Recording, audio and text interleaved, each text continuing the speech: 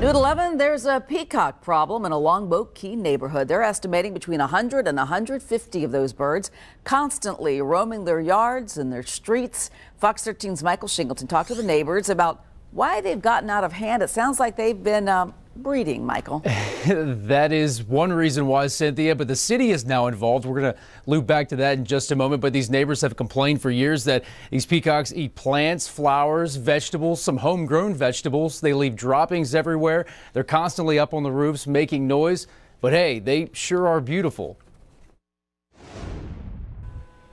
Peacocks in the trees, peacocks on roofs, peacocks in the yards, in driveways, and in the streets. It's definitely a peacock problem.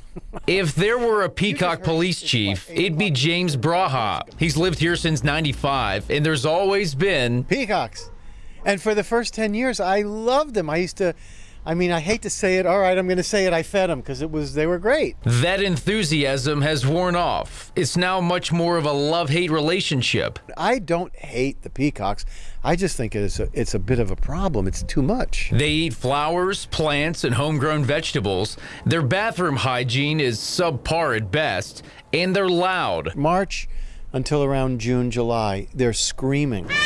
Imagine that at 4 in the morning. And when they're on the roof, the odd thing is when they're on the roof, it actually sounds like there's a construction worker. The legend of the Longboat Village peacock dates back to the early 70s when a newlywed couple released a male and female during a storm.